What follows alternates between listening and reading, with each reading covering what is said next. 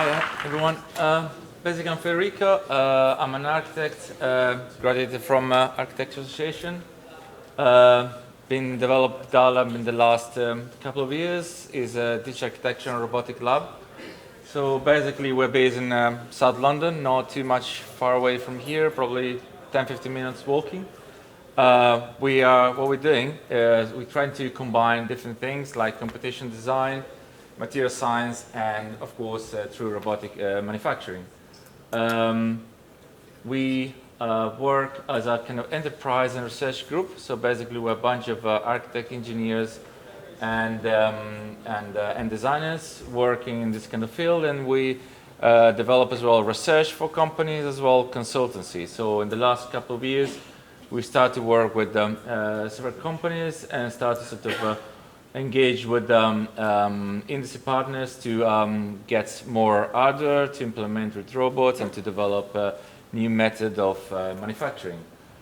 So fabrication is our main kind of key area. So basically, in the last couple of years, we're spending like our time to milling application, different materials. So we went for different fields, from architecture, industry to creative arts, developing different kind of production workflow, and try to sort of automate as much we can this kind of process and make like a very smooth and very easy to handle for companies. So and also try to implement in the kind of robotic manufacturing different tools, so perform different operation with different tools and try to simulate them and try to visualize to avoid any kind of collision or hiccups during the production. And obviously, we start to engage quite a lot in the creative arts, and the creative arts really lead to test different materials and different kind of companies and helping to develop technique to kind of carve material. Yeah, so we went through particularly to a little bit in stone that was based. I cannot mention like a client, but I can mention countries. Some of the clients based in Italy, some of them based in US, and basically was all about to reducing the manufacturing time of bespoke parts and to try to automatize the full process using custom tool and able to sort of produce kind of custom mass products parts basically. And this kind of example we can see here. And with the robot, the key thing is always the kind of accuracy.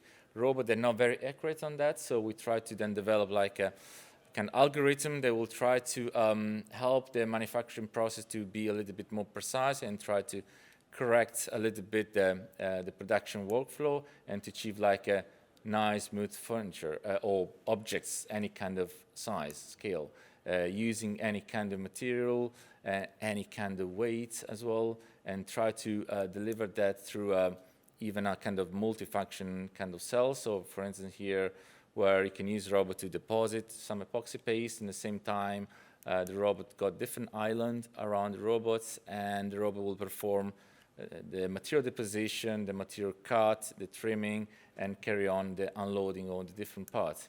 And this was done for some company that developed like a cladding surfaces for buildings. And there's some pictures.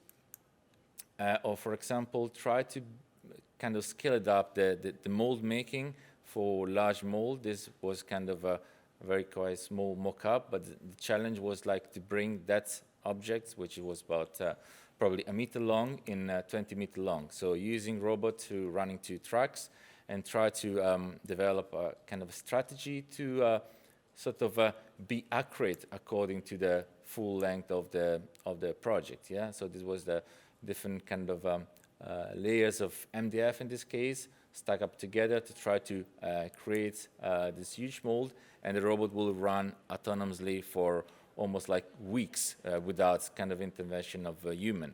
And this through kind of a monitoring process, and try to then to split in part the geometry and make sure at the end of the job there is a kind of accuracy to make sure you can really slot them together and create a huge mold for the kind of yacht boat in this kind of case this project was about.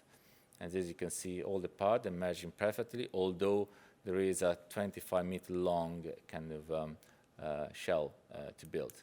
Or system scalability. This was a project we developed in 2014, and it was just about only one robot in the plant. And now, after probably, I would say, 5 years, same plant where robot now they have like 4 robots, which they will work like continuously, non-stop, and you can really customize the production according to whatever design you want. And we develop kind of a workflow, digital workflow, to enable the companies to achieve that in a kind of a short amount of time. And as well, more towards Industry 4.0, we're working as a consultant for a company and use like cobots, like in this case, Universal Robot, to assemble a small hardware for doors, and just basically using robot to glue a small part in a more kind of autonomous way, independently from the size of the part, using 3D sensors. And there's some example of what we achieve.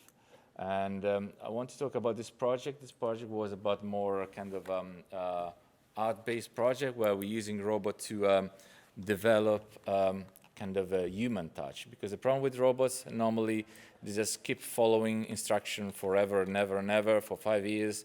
They remove the robot from the plant, put the new one, and change the full production and the set. In this case, the iteration was like to develop a series of sculptures done in a museum. This in particular was in Astana for the Worldwide Expo. So we developed a robotic installation for an artist called Quayola, where basically we have like robots in a full autonomous way producing sculptures according to algorithm that we developed, and we just have an interaction just to remove and change the part out of the robots. And this was an installation that was carried on for 3 months non-stop.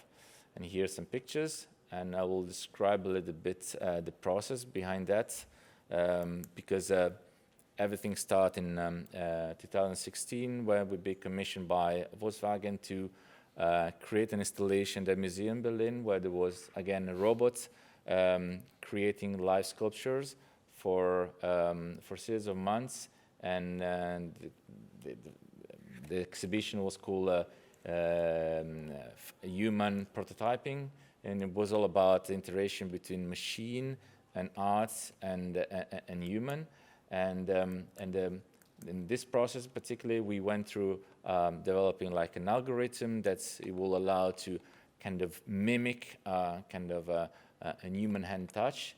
And in this case, we used like a human figure, Lacoon, and with that, basically, we start to sort of develop a series of installation worldwide from Korea, China, Beijing, Seoul, and so on in France soon. And the step was about initially to develop an algorithm that will kind of erode digitally the matter, and the matter will turn in a series of unfinished sculptures. And that was referring to Michelangelo, where we had this kind of unfinished sculptures. And the project was also about to bring the concept of a sculpture factory, or like a factory in a floor of a museum. And in fact, the robot will stay there for a minimum 2-3 months, and during those 3 months, it will produce a series of iteration that we can monitor and control remotely. And yeah, this is the main geometry where everything was started. And from that, we start to apply various algorithms to, again, erode the matter and try to mimic, as you can see in the first picture, there was the unfinished kind of sculpture done with a human touch, and then what you can get a result using like a standard CNC, and then the third one is like what you can achieve with the robot. And in particular, we spent quite a lot of time to visualize this amount of data, which is quite huge, and robot normally they're not designed to handle too much data, so that's why we develop our own custom software to handle data and stream data to the robots, and try to visualize different iteration and see how that could sort of create a kind of a human touch on the sculptures. And here you can see a little bit what's going on the robot side, what is the tool path and how we generate that. And the next image is a little bit more about how we simulate the full process to enable the cinematic of the robot to make it happen. And this is the last installation that we developed in China, in Shanghai, How Art Museum, where basically we left the robot there for 4 months using like, in this case, 2 small planes where we put the material and the robot itself. During those 3 months, it will continue to carve not only 2 blocks, but like probably 100 blocks at the end of the exhibition. And now we're planning towards implementing robot more like in a kind of factory scale. So we're planning to do another exhibition where we're gonna instead use like kind of use old robots, but a series of them working together in the same part, and again try to carry on this process of mimic the human touch of the robots. And this you can see kind of a series of iterations. So the point of all the installation was to create like unfinished sculptures, and the unfinished touch will create the geometry, which we're able to control and to give a like a kind of bring to kind of form of matter. Yeah. This instead is another project that where basically I'm engaging with students. Students start engaged very recently with robots, and here is more about the process, how to bring a little bit more the design toward the manufacturing process, and how to understand how to use materials, how to use simulation and embed that with the design and try to sort of come up with the kind of smart decision. In this case, we start with the natural system. We pick something that is existing in nature and try to develop like an algorithm that could mimic exactly that particular surface, which is in this case as a minimal surface, as you can probably see from previous presentation, and is also all about to control parametrically the surface, and with that try to create different iteration. But here the point was to create like one single mold, reusable, and try to optimize the material. The material in this case used for the project was like a carbon fiber. So, and we went through a series of structural tests on how we can woven the carbon fiber. Unfortunately, we couldn't do with the robot this stage, but we're looking to produce this year the parts. But we went through kind of structural calculation to understand how the material can be displaced through the surface, and try to generate then a series of sample tests and to try them as well in our labs, and try to perform kind of tests where we can reducing the weight, reducing the amount of fibers, and that's why we using robot to in this case create like one single mold, kind of universal mold that we can speculate like and kind of flip the parts out of the mold and join together.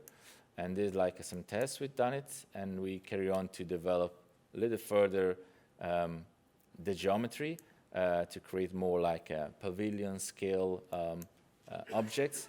And with that, we went through again another series of structural calculation to understand how we can displace better the fibers, and then try to use kind of AI algorithm to try to have different iteration and see how we can reduce the length of fibers, because carbon fibers is quite expensive, it's quite difficult to handle as a material, and try to again get to a final configuration. And from the final configuration, again, we try to analyze the previous surface we generated straight away from the software with the new surface generated and supported by the carbon fibers. And then we use then the geometry to split in different parts, try to create like a surface which can mirror and rotate, and then went through kind of a more robotic fabrication, just try to get like the mold and get the student to try to reduce the amount of waste of material.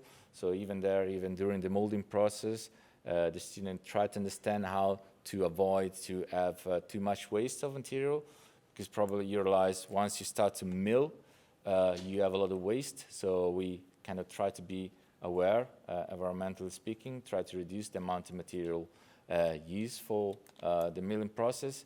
And there's all the preparation for the milling part. And then here how we mill and try to achieve the surface that we want. And finally, we went then to the process to lay down the fibers and try to get those shells that now are in production for mock-up in scale 1-to-1 to create this kind of surface. Some of the project I can already show because normally we sign NDA, but I can tell at the moment we're working on additive manufacturing. It's almost like a year and a half. We develop our own extruder using, in this case, polymers and recycled plastic. So we're going to have soon, we're going to release some new project where we're going to have like an application of polymers that can replace, let's say, metal or other polymers that coming from a fully recycled process, and that can be used to create like a mold, for instance, for concrete. And we try to do that using robots and using like a nozzle with a high deposition volume, so we can really speed up a lot of the process, make large envelopes, and try again to recycle as much we can materials. Yeah, thank you.